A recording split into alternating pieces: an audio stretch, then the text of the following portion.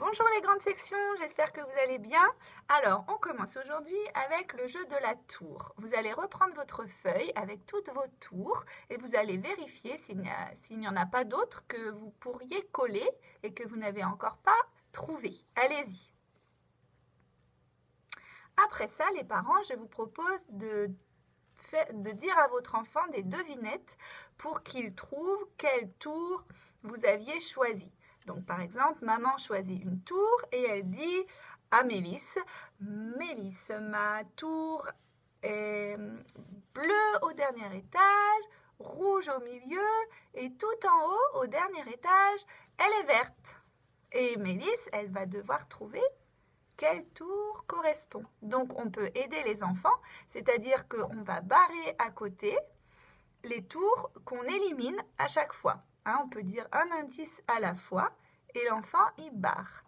C'est un petit jeu pour apprendre à deviner et aussi qui reprend un petit peu le vocabulaire au milieu, en haut, en bas, au premier étage, dernier étage. Voilà, je vous laisse jouer, à tout de suite. C'est bon les grandes sections? Deuxième travail, ça va être de faire un mot fléché. Vous commencez à avoir l'habitude, mais cette fois-ci, le modèle, il est en attaché et vous allez devoir le trouver en script. Vous pouvez dire à vos parents le nom des lettres avant. Ça serait bien, ça nous fait revoir un peu le nom des lettres et ensuite vous faites l'affiche. Allez, courage les grands. C'est bon? Après ça, je vous propose de faire une fiche de mathématiques. J'espère que je l'ai. Alors, d'abord, il faut faire des ronds et il faut faire autant de ronds que ce qui est demandé. 11, il faudra 11 ronds. 14, il faudra 14 ronds. Et puis là, c'est à vous de compter et d'écrire. Une fois que vous avez fait ça, vous revenez à la vidéo. Deuxième étape, on va colorier les ronds. On va colorier, à chaque fois 10 ronds, une dizaine. Donc, on les colorie, on en colorie 10 dans chaque case. Allez-y.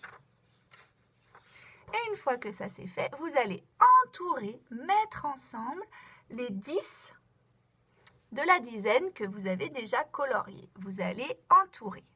Et après ça, les parents, je vous laisserai dire que 11, c'est une dizaine et une unité et 1.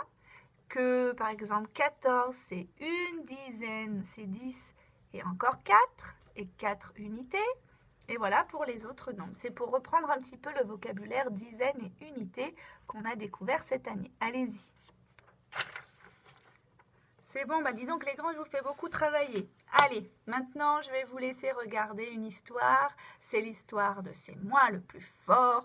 Encore un méchant. Alors cette fois, c'est un loup.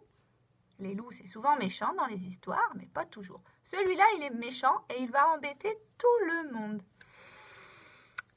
Alors, je vous laisse découvrir cette histoire et je vous dis à jeudi les grands. Vous avez bien travaillé, c'est très bien. Allez, au revoir.